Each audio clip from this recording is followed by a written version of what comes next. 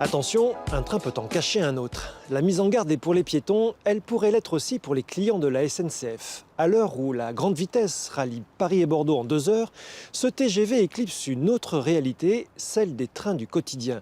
Les lignes régionales et secondaires sont dans le collimateur des usagers. Lenteur, retard, annulation.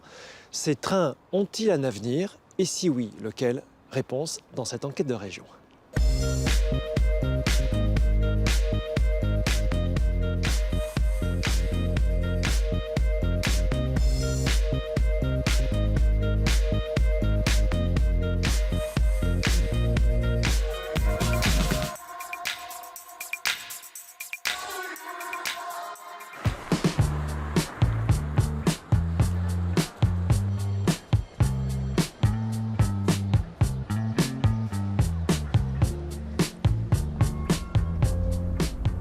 La gare des Bénédictins de Limoges, l'une des plus majestueuses de France, classée monument historique.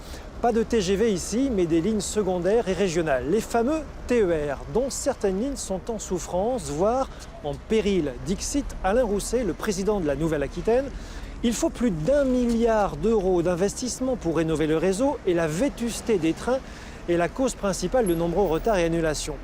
Une situation qui agace les élus et surtout les voyageurs. Tortillard, toujours en retard. L'image des trains express régionaux, déjà fortement écornée ces dernières années, ne cesse de se dégrader. Alors moi je suis une des rares occupantes de la ligne parce que vu la lenteur, plus personne ne la prend. Ah ouais. Vous vous rendez compte qu'on va arriver à Angoulême à 8h10, 8h15. Il y avait le lurette que toutes les correspondances sont parties. Limoges-Paris en 2h50, c'était en 1967 avec le célèbre Capitole. Aujourd'hui, il faut compter au moins 30 minutes de plus pour effectuer le même trajet. La desserte ferroviaire de Limoges et du Limousin, c'est un échec absolu depuis un quart de siècle.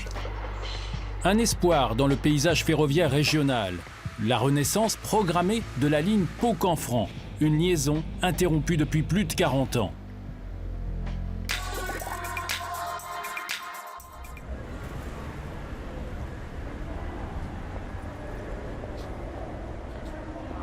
Le gendarme du rail, l'ARAFER, vient de publier un rapport sur la ponctualité de nos trains régionaux. 13% des TER sont arrivés avec plus de 6 minutes de retard. En Aquitaine, c'est quasiment autant en Poitou-Charentes, un peu moins en Limousin. Comment expliquer cette situation? Nous en parlerons tout à l'heure avec mon premier invité. Mais d'abord, pour mieux comprendre le quotidien des clients de certaines lignes TER, nous embarquons sur 2 lignes exemplaires de la région. Exemplaires, mais pour leur lenteur.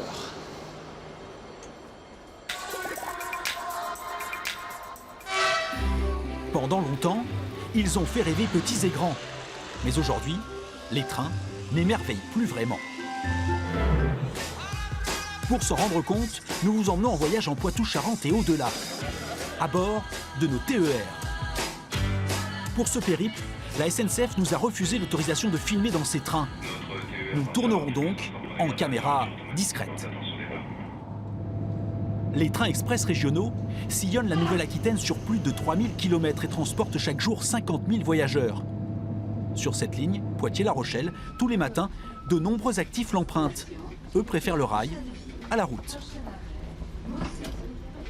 Moi j'en suis content, sinon je ne le prendrais pas de toute façon. Donc, Après moi j'ai pris un abonnement qui me coûte 63 € par mois et ça me va.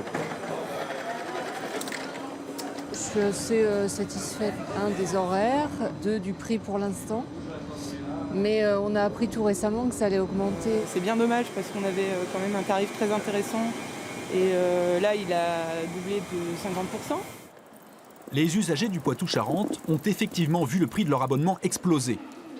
Pour plaire à ses clients pourtant, ces dernières années, la SNCF a fait des efforts. En gare de Poitiers, le Wi-Fi est gratuit. L'espace d'attente propose des livres en libre accès. Pour nous, pas le temps de se détendre. Nous partons à Limoges. Pour prendre notre ticket, le hall a encore ses distributeurs et sa billetterie rénovée. Ici, attention, mieux vaut être patient. Nous attendrons 25 minutes pour accéder au guichet. Bonjour madame.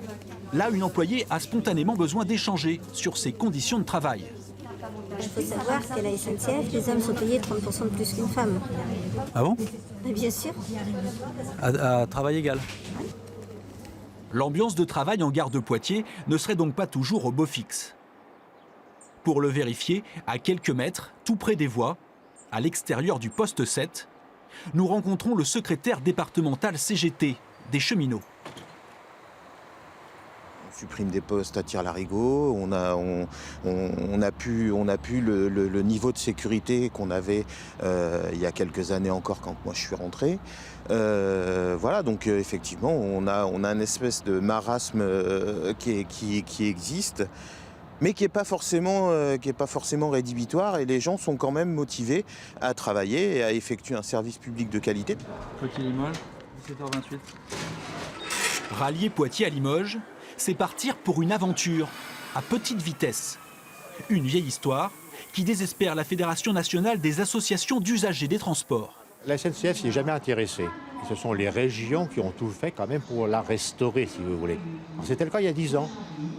5 trains par jour, 1h38, 1h40, c'était très bien. Et vous voyez maintenant, c'est 2h02 à cause des ralentissements. Donc ça, c'est un problème. Et surtout, on supprime les trains sans prévenir. Entre 2000 et 2013, des travaux ont été effectués sur cette ligne pour 80 millions d'euros. Mais en septembre dernier, des problèmes ont été détectés sur la plateforme de la voie. Sa structure ne pourrait parfaitement soutenir le ballast, les rails et les traverses désormais plus lourdes qu'à l'origine. Des investigations sont menées, mais pour l'heure, près de Poitiers, la vitesse a été limitée et des trains annulés. Moi, je viens voir ma mère qui habite dans un petit village à côté de Lussac, et c'est vraiment c'est pénible parce qu'il n'y a pas de quart de remplacement systématiquement pour chaque TER qui est supprimé. On fait un reportage sur les TER dans la... Ça tombe bien, je suis cheminot. Ah bah oui, mais vous êtes mes clients aujourd'hui. Quand je vois qu'on a des lignes qui ont plus de 100 ans et qui nécessitent peu de travaux, celle-ci a 7 ans et on roule moins vite qu'il y a 20 ans. Après embarquement, première constatation à bord, les rames sont récentes et confortables. Les passagers, eux, sont rares et le voyage très long.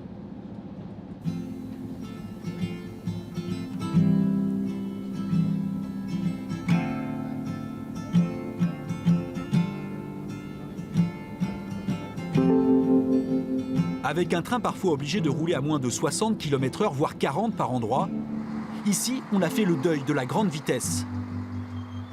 Après 2 heures et 2 minutes de voyage, nous arrivons en gare de Limoges. Xavier Lebac, polytechnicien, est un habitué de la ligne, toujours pas résigné. Il faut être cohérent, la France, c'est toute la France. Et tout l'axe qui fait Paris, Limoges, Toulouse, c'est en termes de PIB, c'est une partie du PIB français. Ce qu'il faut, c'est un train juste rapide, qui ne fasse pas le tortillard, ou éventuellement des liaisons directes, qui ne fassent pas toutes les gares entre Limoges et Poitiers.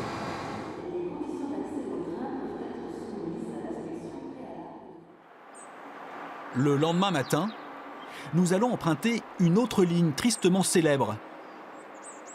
À 6h18, départ pour Angoulême. Mesdames, Messieurs, bonjour. Nous vous rappelons que vous avez pris place à bord du TER 868 et 146. Chaque jour, 2 trains seulement assurent la liaison entre les deux villes, à très faible allure, 2h30 pour 117 km. En cause, une infrastructure vieillissante qui nécessiterait des millions d'euros d'investissement. Avec 10 minutes de retard, nous arrivons à Roumazières, où nous attend Henriette, 87 ans, dont 40 passés à la SNCF. Alors moi, je suis une des rares occupantes de la ligne, parce que vu la lenteur, plus personne ne la prend. Ah ouais. Vous vous rendez compte qu'on va arriver à Angoulême à 8h10, 8h15. Il y a belle lurette que toutes les correspondances sont parties. À 50 km d'Angoulême, longtemps, Henriette Trimoulinard a été la référente de la Fédération des usagers pour le Poitou-Charentes. Aujourd'hui, elle continue de se battre pour tenter de sauver la ligne oubliée de la SNCF. Elle date de 1967, si j'ai bonne, le dernier. Alors finalement, par morceaux, il remplace les traverses les plus abîmées. Mais malgré tout, on ne peut pas augmenter la vitesse. Alors à 40, 50 à l'heure, on met 1h10 pour arriver à Angoulême. Depuis Roumazières. Depuis Roumazières. Dans la petite gare, Une permanence est encore assurée quelques heures par jour. Une présence humaine devenue de plus en plus rare dans les zones rurales. On laissera une partie de population qui ne voudra plus se plier aux horaires fantaisistes, à l'informatique à 100%. Les gens ne sont pas contre. Au besoin même, dans certains hameaux, vous avez des ordinateurs. Mais les gens veulent garder un service avec des gens derrière un guichet, c'est tout. À Roumazières, les voyageurs ont déserté les quais. Mais les rares usagers restent encore attachés au TER. Heureusement qu'il y a les petites communes, heureusement qu'il y a les petites mairies, les petits conseils municipaux, les TER, parce que vous savez, après, avec les intercommunalités, avec les grosses agglomérations, c'est la fin de la campagne, c'est la fin du rural, et là, le TER, ça participe de cette vie rurale, et c'est vrai que c'est très important. Pour quitter Roumazières, il nous fallait attendre un bus 5 heures, ou le deuxième et dernier train jusqu'à 18 heures. Nous repartons donc avec le taxi local. Quand le train met 1h10 pour rejoindre Angoulême, Patricia, elle, parcourt les 50 km en moins de 40 minutes. Mais cela nous coûte 79 €. Quand il y a du retard, quand il y a le moindre problème, les gens, pour avoir les correspondances, soit Angoulême, soit... voilà, ils nous appellent. Plus à l'ouest du Poitou-Charentes, ce sont les bus qui remplacent les trains. Pendant 6 mois, ils assurent en effet la liaison entre Saintes et Royan. Ça ne me gêne pas si c'est pour améliorer après le confort, la qualité. Non, c'est bien. Car sur 24 km, les voies ferrées vont être renouvelées. Des travaux devenus indispensables, symbole aussi d'un état de fait que dénonce Benoît Groussin, dans l'ancienne région. Cette voie, elle est très ancienne, notamment dans la partie Saujon vers Saintes, puisque la ligne date de 1912 et la plupart des rails qui sont encore en service sont des rails de l'origine. Depuis le milieu des années 80, peu d'investissements ont été consentis et aujourd'hui, ça se paye d'une manière franche, c'est-à-dire diminution de la vitesse, abaissement donc des performances, allongement du temps de parcours et d'une certaine manière des usagers qui se détournent du train aujourd'hui. Au plus fort de ce chantier, jusqu'à 100 personnes vont travailler, aussi à remplacer les traverses et renforcer les plateformes. La facture va s'élever à 35 millions €, financée aux 2/3 par la région. Aujourd'hui, c'est la voie actuelle qu'on va déposer, qu'on est en train de déposer. Donc il y a le groupe qui va couper un panneau de 18 mètres. Une fois que celui-ci sera en fait coupé, les pelles qui sont ici et là-bas vont déposer le panneau, le prendre et le charger sur le train. Pour ce chantier, 2 géants du BTP ont été sollicités. Mais la SNCF a gardé la maîtrise d'œuvre du projet, ce qui n'était pas le cas par le passé et lui a été souvent reproché. Dans l'ancien, temps, les lignes fermées étaient souvent avec une maîtrise d'œuvre, externalisée. Voilà. En effet, sur ce projet, la maîtrise d'œuvre reste SNCF Réseau. Quel est l'avantage justement pour SNCF Réseau? L'avantage pour moi, c'est qu'on a la connaissance bien sûr des types de travaux. On a des personnels qualifiés qui connaissent parfaitement, ce type de travaux, les règles, les normes. C'est un plus.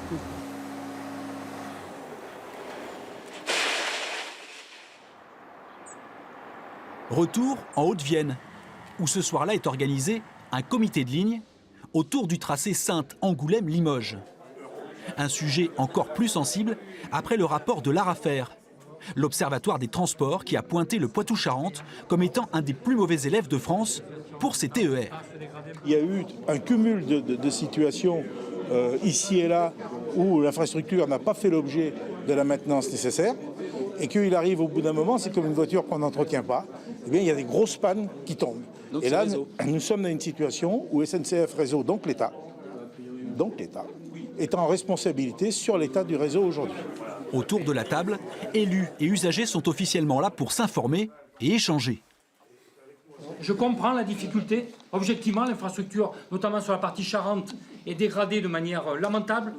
C'est le Far West. Moi, j'attends beaucoup de cette réunion. J'attends surtout des propositions fortes qui nous donnent des raisons d'espérer sur un mode de transport que l'on doit privilégier.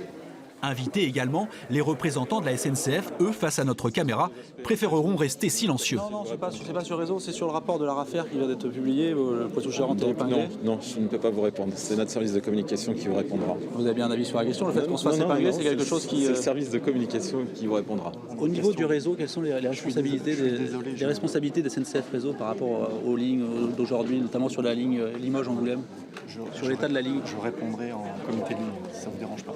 Est-ce que cette ligne elle est menacée?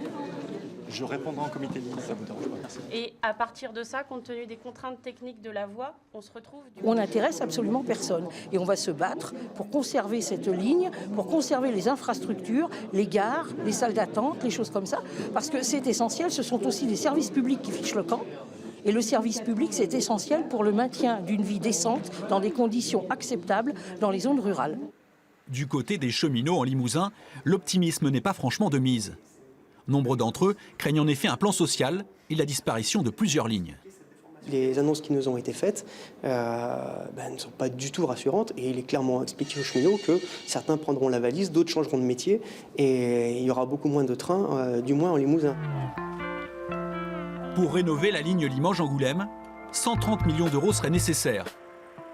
Pour la CGT, un investissement bien moindre et étalé dans le temps permettrait de rétablir une circulation satisfaisante. Si la ligne à grande vitesse fait désormais partie du paysage de la Nouvelle-Aquitaine, l'avenir du TER, lui, semble bien incertain. En zone rurale, pour le défendre, de nombreux élus ont promis de se mobiliser et d'en appeler peut-être aux usagers.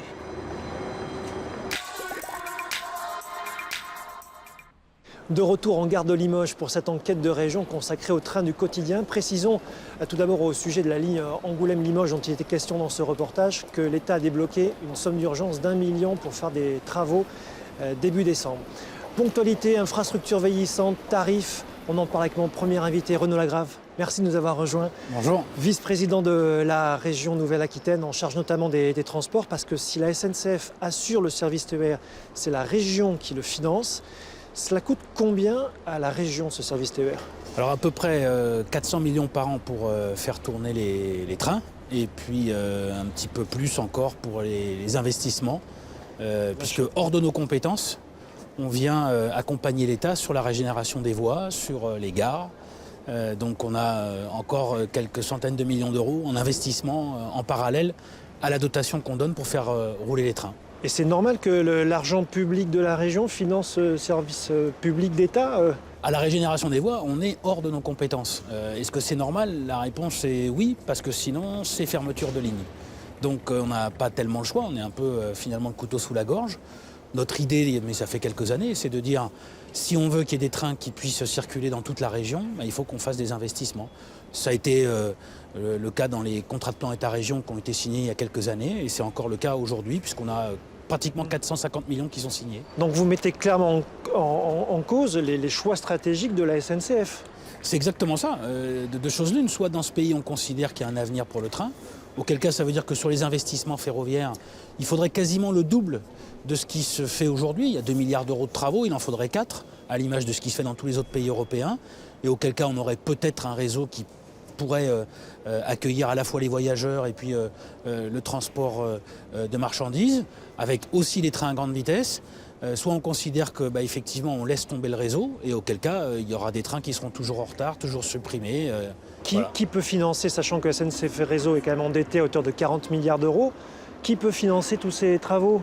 C'est un choix de société. Au moment où on va signer peut-être la COP23 et on va dire à tous les autres pays qu'il faut signer la COP23, peut-être qu'on s'occupe de chez nous en disant grosso modo, oui, nous on va vous faire préférer le train, c'est un slogan de la SNCF, et faire un investissement massif. Est-ce que c'est la dette qui est problématique? Non, c'est des investissements d'avenir. Les lignes, elles sont finalement financées pour 150 ans. Donc c'est des investissements qui sont des investissements d'avenir. Moi je pense aujourd'hui que c'est de la bonne dette. Contrairement à d'autres dettes, celle-là, c'est de la bonne dette, c'est de l'investissement pour les entreprises, c'est de l'investissement pour l'environnement. Qui peut financer? On a évoqué une écotaxe régionale. Après le fiasco de l'écotaxe nationale, est-ce que c'est franchement viable?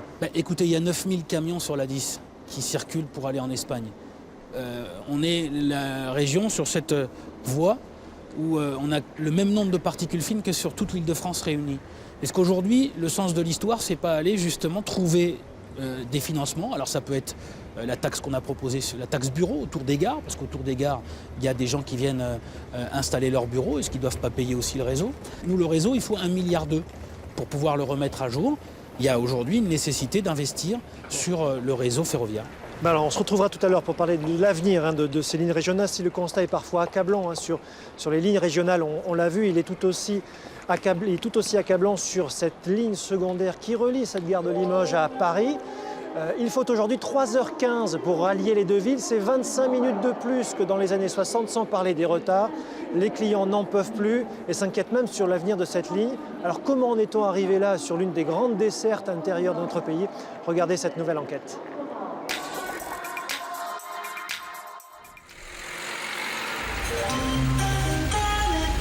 L'Intercité numéro 3620 à destination de Paris-Austerlitz partira voie 4. Josiane Andrieux-Filleul est avocate, une habituée de la ligne Limoges-Paris. Ce jour-là, c'est pour son loisir qu'elle prend le train. Elle va passer 3 jours dans la capitale pour faire le plein de culture.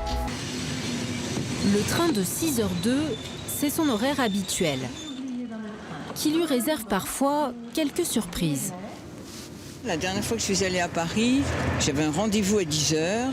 Je suis arrivée à midi. Déjà au départ, on a mis longtemps à démarrer de Limoges. Et après, un bon moment après, quand on a été parti, tout s'est arrêté. Il n'y avait plus du tout d'électricité. Ils ont fallu trouver la panne, etc.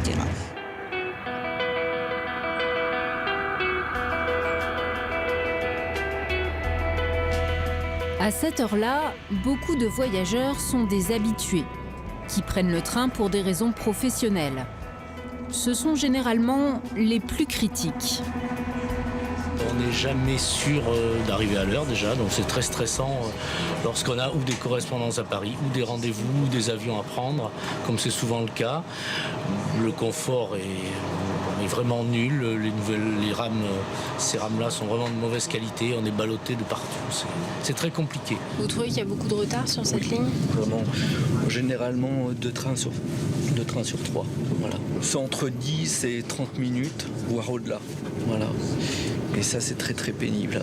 À l'heure actuelle, on peut se poser la question de l'abandon total de Limoges et du centre de la France, parce que sur cette ligne, il y a aussi Châteauroux, Vierzon, les Aubrais, etc. Donc voilà, c'est un petit peu ça. On n'a pas de connexion Internet sur cette ligne, par exemple, pour travailler. Alors certes, on peut quand même brancher son ordinateur, mais voilà, on est quand même un peu oublié, on est un peu les parents pauvres.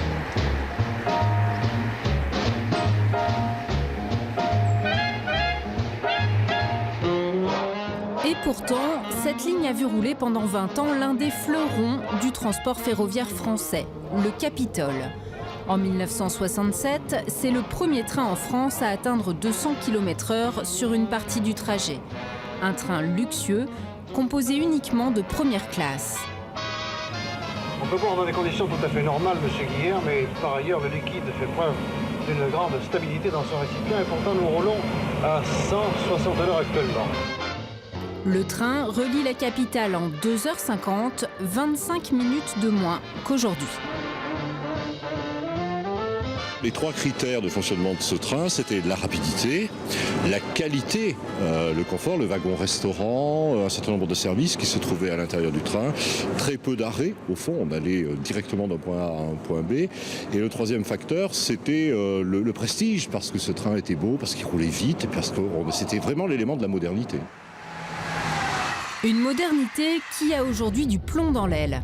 L'arrivée sur la région parisienne nous le rappelle. En juillet 2013, le déraillement d'un train en gare de Brétigny-sur-Orge fait 7 morts. Un défaut d'entretien des rails au niveau d'une éclisse est pointé du doigt. J'y pense pas vraiment, sauf quand on passe aux endroits, comme tout le monde. Le nœud ferroviaire de Brétigny-sur-Orge. Plusieurs lignes empruntent les mêmes voies ferrées. Ce jour-là, nous avons une illustration du problème que cela pose. Mesdames et messieurs, votre train a été arrêté en pleine voie. Pour votre sécurité, nous vous demandons de ne pas ouvrir la porte. Merci. Un passager ayant fait un malaise doit être évacué du RERC qui nous précède. Là déjà, on devait arriver à 19, il est à 10h moins 10. Donc on est à une demi-heure. Ça vous étonne pas? Non, pas du tout. Au final, le train aura 1h15 de retard. Les passagers seront remboursés à hauteur de 25% du prix de leur billet. Un train moins rapide qu'il y a 20 ans, des usagers mécontents, des conditions de confort et de sécurité qui se sont dégradées. Comment en est-on arrivé là? Tout simplement parce que depuis 25 ans, on nous parle d'un nouveau train plus moderne pour remplacer l'ancien. Les projets se succèdent, mais aucun n'a jamais abouti. Fin des années 80, c'est l'apparition du TGV. C'est promis, il y en aura un sur la ligne Paris-Limoges-Toulouse, à l'horizon d'une vingtaine d'années. Mais en 1993, le gouvernement Balladur y met un coup d'arrêt. Trop cher. C'est ensuite le projet du pendulaire, avec une technologie permettant de gagner de la vitesse dans les virages. Des essais ont même lieu en 1997, les 3 régions traversées soutiennent le projet, mais en 2003, le gouvernement Raffarin l'enterre, pas assez rentable. La suite, on la connaît, la promesse à nouveau de la grande vitesse avec le barreau Limoges-Poitiers pour allier le TGV Sud-Europe-Atlantique. Mais en 2016, la déclaration d'utilité publique est annulée. Retour à la case départ. La desserte ferroviaire de Limoges et du Limousin, c'est un échec absolu depuis un quart de siècle. Il me semble que c'est parce que la SNCF a joué tout son avenir sur la très grande vitesse à partir du moment où le TGV Atlantique est mis en place. La SNCF va essayer de le rentabiliser. Et elle va du même coup assécher la ligne directe dont on dira à ce moment-là qu'elle n'est plus rentable. Si bien que voilà pourquoi votre fille est muette. Le trajet retour nous offre une nouvelle illustration des difficultés rencontrées sur la ligne. Lors de l'installation, certains passagers sont plongés dans le noir. Et au départ du train, le problème n'est toujours pas résolu. Pour l'instant, il ne fait pas nuit, donc on va pouvoir s'adapter. Mais quand il fera nuit, ce sera un petit peu gênant, oui, effectivement. Puis à hauteur de Vierzon, le train s'immobilise en gare.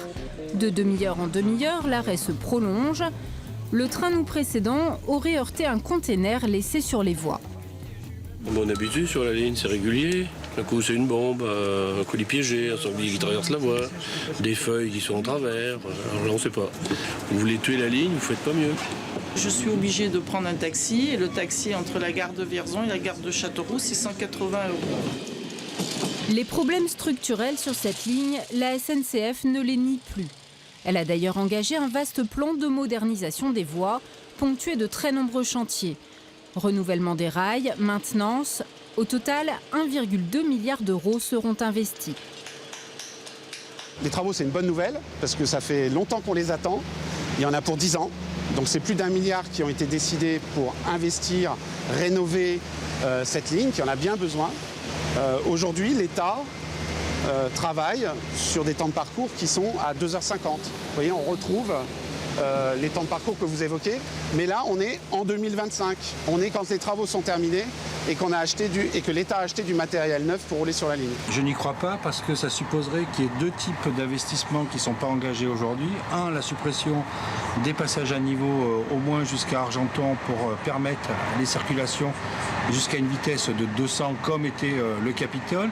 Et la deuxième, ce serait qu'il y ait un investissement lourd sur la signalisation, là aussi pour permettre de faire circuler les trains en sécurité. Or, aujourd'hui, les travaux sont juste aujourd'hui du retard pris sur la maintenance, mais certainement pas un investissement de performance. Au bout de 2 heures d'arrêt à Vierzon et la distribution de plateaux repas, notre train est enfin reparti. Certains usagers regroupés en association ont une idée pour gagner de la vitesse avant 2025. Remplacer les rames actuelles par d'anciennes rames TGV de la ligne Atlantique. Elles pourraient atteindre 220 km/h et réduire le trajet à 2h50. Alors, Vœux pieux ou simple rêve? Après les contacts qu'on a eus avec la direction de la SNCF qui a validé donc notre proposition, le ministère des Transports a validé aussi notre proposition et la SNCF nous a dit qu'il pouvait dégager grosso modo 18 rames et commencer à avoir ces rames à partir du printemps 2018. Il y a un blocage, c'est le centre de maintenance. Donc là, c'est à la SNCF qui est donneur d'ordre de faire le nécessaire pour qu'on arrive à franchir cet obstacle. Parce qu'il faut savoir que si on n'a pas ces rames TGV, on est condamné pendant des années à avoir le matériel que l'on a actuellement. Et si on rêvait un peu? Avec l'Hyperloop, un train supersonique propulsé dans un tube qui pourrait rouler à 1200 km/h. Il relierait Paris à Toulouse en 45 minutes. Certains imaginent déjà un arrêt à Limoges. Une utopie? Les premiers tests se sont déroulés cet été aux États-Unis, dans le désert du Nevada. Un centre de recherche devrait s'implanter à Toulouse. Mais pour ces passagers du Paris-Limoges, qui ce jour-là ont passé 5 heures dans le train, le rêve semble bien loin.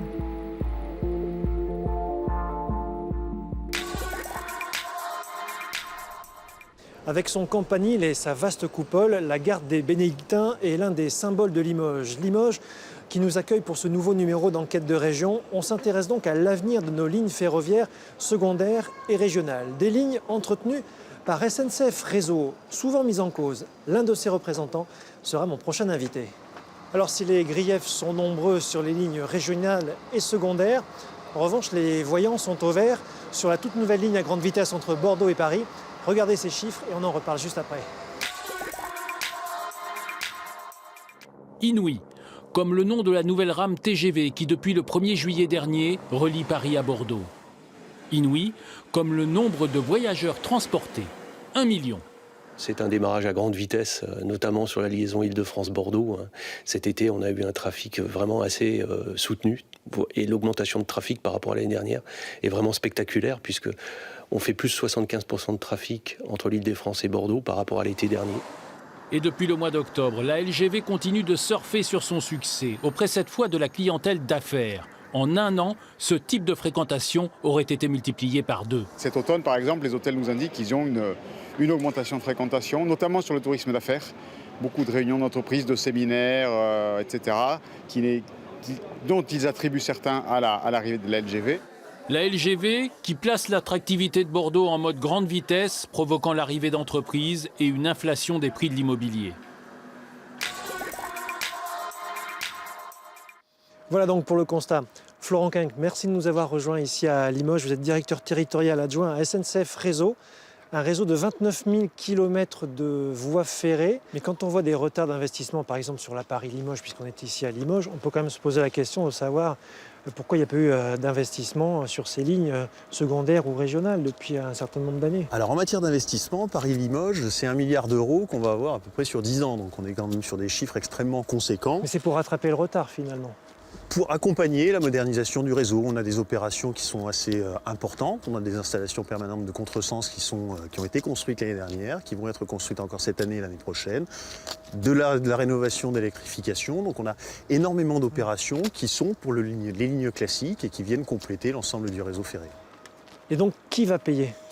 Alors on a les opérations ferroviaires qui sont financées par le biais des contrats de plan État-région, les CPER. Donc le CPER Nouvelle-Aquitaine qui regroupe les anciens CPER Aquitaine, Poitou-Charentes et Limousin, pour vous donner un ordre de grandeur, c'est à peu près 1,1 milliard d'euros sur 5 ans qui peuvent être investis sur le mode ferroviaire.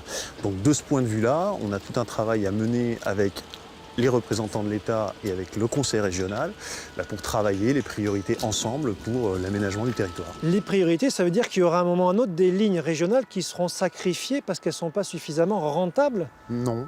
C'est pas ça le sujet. Le sujet, c'est de voir comment on ordonnance les travaux les uns par rapport aux autres. On n'est pas sur des sujets de rentabilité. À un moment donné, on est sur des sujets... Des voies qui ne voient passer aucun train. Apparemment, il y a 30% des voies en France qui ne voient passer qu'1% des voyageurs. Alors est-ce que ces lignes sont condamnées? Alors, c'est des sujets d'aménagement du territoire. Là-dessus, côté SNCF Réseau, nous accompagnons le Conseil régional et l'État dans ces volontés d'aménagement du territoire. Et à l'heure actuelle, dans l'expression que j'ai entendue encore dernièrement de la part du président ou alors du vice-président Lagrave, la volonté de maintenir l'ensemble des lignes du territoire a été affichée. Donc nous accompagnerons tout naturellement cette volonté politique et mettrons en œuvre tous les moyens Même qu'il si ça faut. coûte cher. De toute façon, quelque part, je pense que ça vous a été dit par le Conseil régional, ils ont une part de financement important. Nous, côté SNCF Réseau, on a un cadrage qui nous est donné par l'État au travers du contrat de performance qui dit priorité au réseau le plus roulé. Et sur le réseau le moins circulé, eh bien, il y a des financements possibles avec les conseils régionaux. Nous les accompagnons, on est tout à fait prêts, effectivement, à faire la maintenance qu'il faut sur ces lignes-là.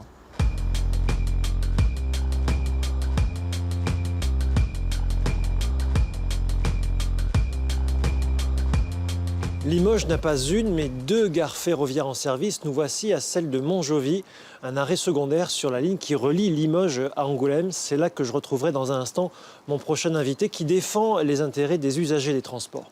Partons en attendant dans une autre gare, mais fantôme celle-ci.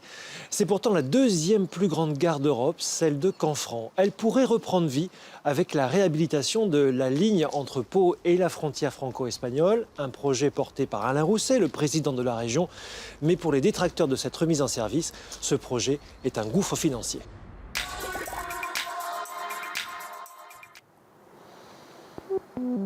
Revoir passer un train en vallée d'Aspe a longtemps été un serpent de mer en pleine montagne pyrénéenne. Depuis l'été 2016, c'est une réalité. La ligne est réouverte entre Oloron et Bedouce. Une renaissance après le terrible coup d'arrêt de mars 70, le déraillement d'un train de marchandises qui met un terme à l'aventure ferroviaire entre la France et l'Espagne dans la vallée. Le retour du premier train à Bedouce a été un événement, mais le véritable objectif, c'est de poursuivre la ligne jusqu'à Canfranc, une gare monumentale, symbole d'un passé glorieux. Revenir à Canfranc, c'est la possibilité d'ouvrir une ligne internationale entre Bordeaux et Saragosse.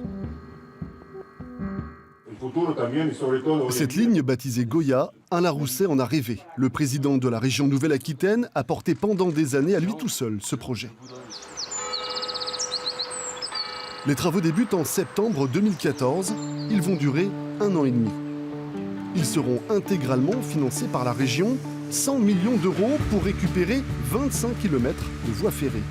Les ouvrages d'art et les ponts sont réhabilités, la ligne totalement refaite et les axes routiers adaptés. Vu son coût, le chantier ne fait pas l'unanimité, mais le chef de gare assume totalement.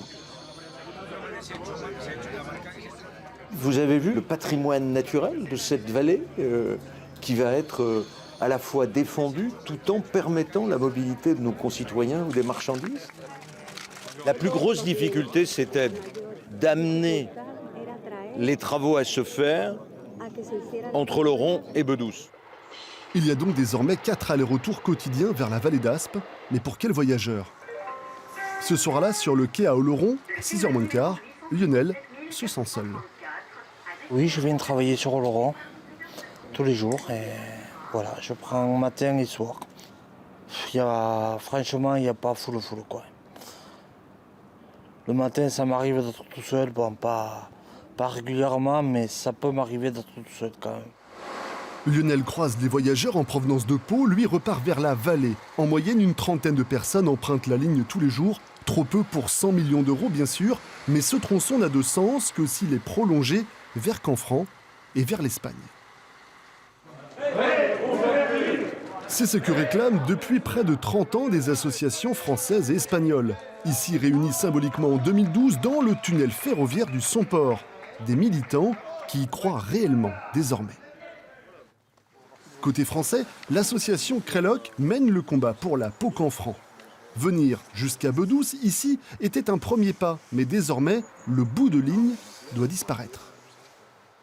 C'est un ensemble, c'est un tout. Il ne faut pas juste voir les 33 km qui séparent Bedouce de Canfranc. Il faut voir l'ensemble, c'est-à-dire 300 km. C'est ce qu'on espérait depuis très très longtemps, 40 ans. Les États espagnols et français, l'Europe, les 2 régions, bien sûr. Voilà, ils sont tous ensemble pour ouvrir parce que les Pyrénées en ont besoin, tout simplement. Mais tout cela va coûter très cher. L'urgence, c'est l'Europe. Avec son homologue aragonais, Alain Rousset est donc parti à la chasse au crédit européen. Le coût de la réouverture est estimé entre 400 et 500 millions d'euros. L'Europe a dit oui. Elle financera 50% des études et 40% des futurs travaux. Et le chantier s'annonce colossal. Avec 33 km entre Bedouce et Canfranc, un terrain escarpé, de nombreux ouvrages d'art à reprendre, et du côté espagnol, un troisième rail à mettre en place pour retrouver l'écartement standard européen.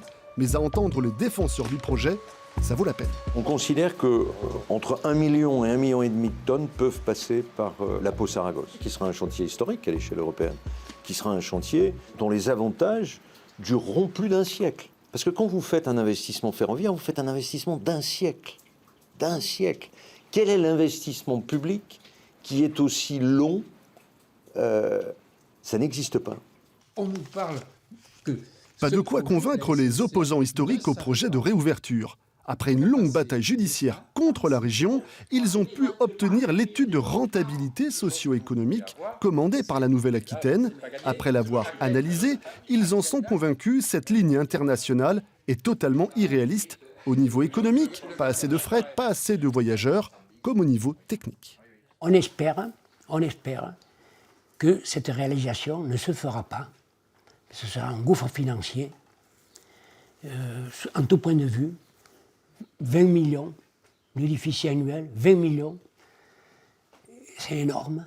On est sur une ligne à voie unique, avec très peu de points de croisement, mais surtout, on a une déclivité qui est très importante, qui est exceptionnelle sur la SNCF. On a du 43 pour 1000 sur 7,5 km. Je pense que c'est le seul endroit en France où on a cette déclivité pour faire passer éventuellement des trains de fret. C'est du gaspillage d'argent.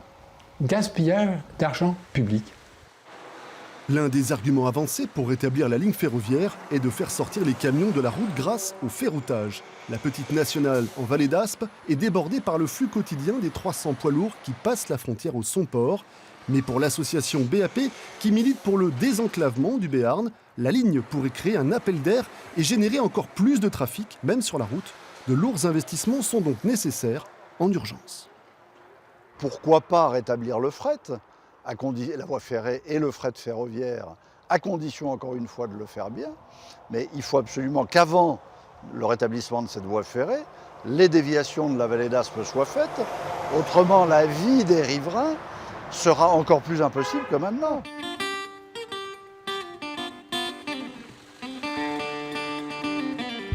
Dans quelques années, le train repassera peut-être ici à Etzoth. Dans ce village, au bout de la vallée d'Aspe, certains habitants l'attendent, mais ils ont encore du mal à vraiment savoir ce qui changera dans leur vie. Pour le village, peut-être pas grand-chose. Hein. Enfin, je sais pas, l'été, oui, il y aurait peut-être un peu plus de tourisme, peut-être. Hein. Mais moi, j'y crois, oui. Ils l'ont fait venir jusqu'à Bedouce, c'est pas pour rien. Hein. Vous le reverrez passer? Oui, j'espère. Oui, il va falloir qu'il fasse vite quand même, hein, parce que les années passent aussi. Si le projet aboutit, le train rejoindra Canfranc, inauguré en 1928. La deuxième plus grande gare d'Europe, à l'abandon, ne demande qu'à revivre. Pour le maire de la commune aragonaise, tous les voyants sont au vert pour une réouverture du trafic international. Au niveau économique, ce serait vraiment très bien. Ce serait fantastique pour nos 3 stations de ski pour le tourisme nature. Mais surtout, on récupérait l'histoire de ce lieu.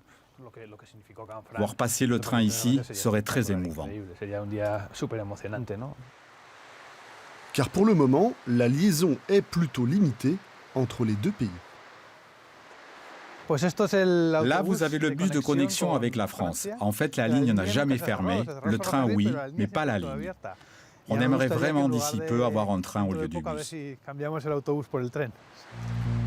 Une évolution qui pourrait se produire dans un futur proche. Le président de la région Nouvelle-Aquitaine vise l'horizon 2023-2024 pour voir passer ici des milliers de voyageurs et de tonnes de marchandises. La Pau Canfranc-Saragosse est en bonne voie.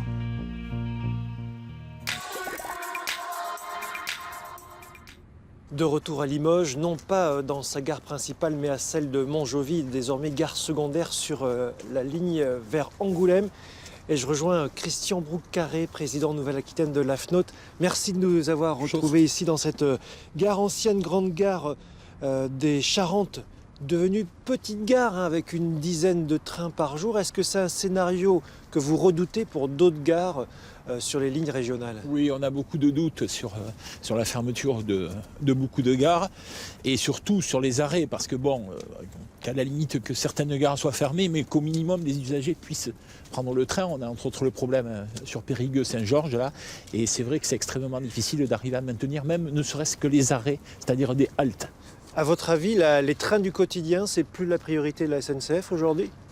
Ça semble ne plus être la priorité de la SNCF, ça devrait être la priorité quand même de l'État, parce que ces trains du quotidien, les gens en ont besoin, et particulièrement les plus fragiles, les gens qui vont au lycée, les gens qui vont à la fac, ou souvent des gens qui sont intérimaires, et puis des gens qui n'ont pas éventuellement le moyen de se payer une voiture. Ouais.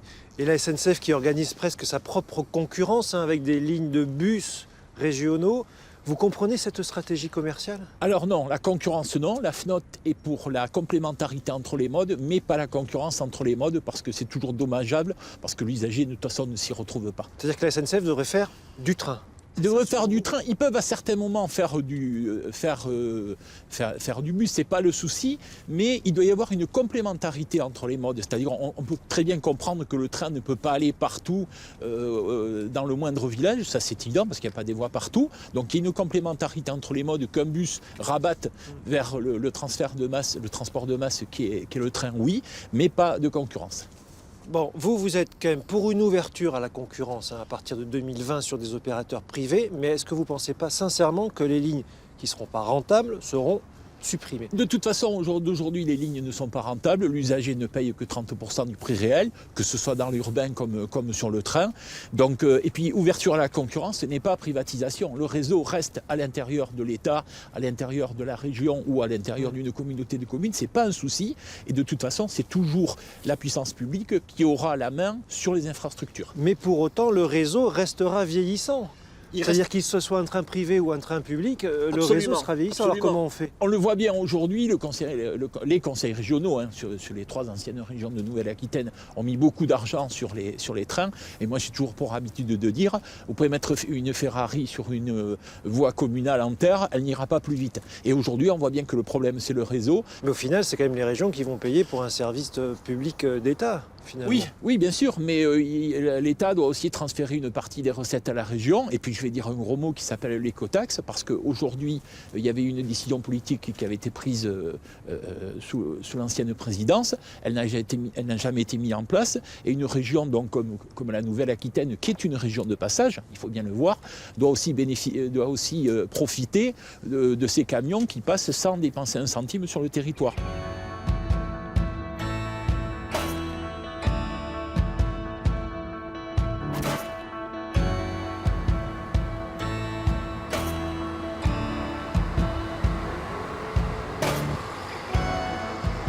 D'une gare à l'autre, mais toujours à Limoges, je retrouve Renaud Lagrave, notre invité, vice-président de la région, pour conclure cette enquête de région consacrée au train du quotidien. Bon, on a vu les clients de la SNCF mécontents des infrastructures, des horaires variables et aussi des abonnements qui ont flambé pour certains après une harmonisation au niveau de la région. Est-ce que le prix des abonnements est justifié au vu du service rendu? Écoutez, il faut trouver un juste milieu. Il y avait à peu près 20 000 abonnés on additionnait les 3 anciennes régions. On en a beaucoup plus avec les nouveaux tarifs.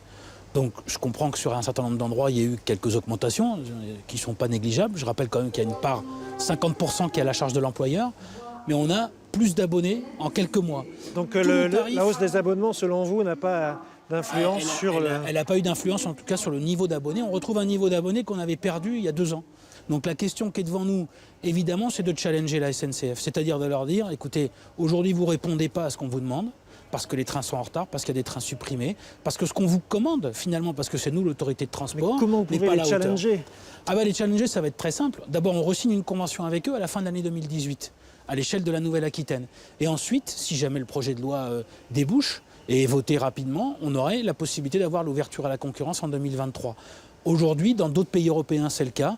Il y a eu beaucoup plus d'accompagnement, il y a eu beaucoup plus de kilomètres train qui ont été créés, avec des coûts qui sont grosso modo à peu près similaires. Sincèrement, quand on entend les opposants aux lignes à grande vitesse qui disent l'argent des grandes vitesses, il ferait mieux d'aller dans les lignes régionales pour les entretenir, vous leur dites quoi?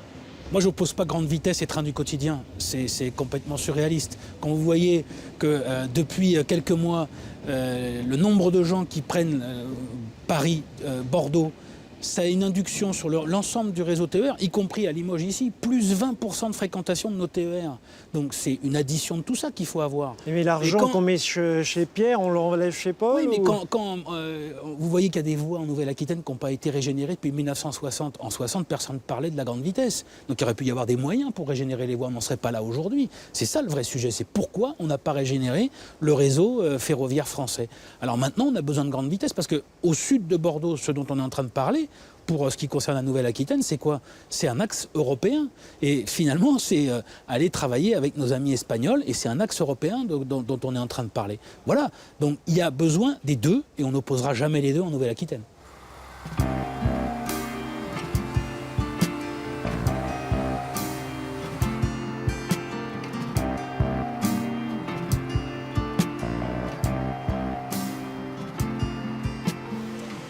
Dans son dernier rapport, l'ARAFER, le gendarme du rail, fait aussi un autre constat. Depuis 2011, en France, le train perd des parts de marché pour le transport des voyageurs. C'est pourtant l'inverse ailleurs en Europe, chez nos voisins, par exemple en Allemagne, en Italie ou en Espagne. De quoi donner du grain à moudre au gouvernement qui annonce son intention de vouloir refonder le système ferroviaire. Priorité désormais au train du quotidien, moins à la grande vitesse. Le mois prochain, dans Enquête de région, on s'intéresse aux solutions pour lutter contre les déserts médicaux. D'ici là, retrouvez-nous sur le site internet de France 3 Nouvelle-Aquitaine. Merci de nous avoir suivis.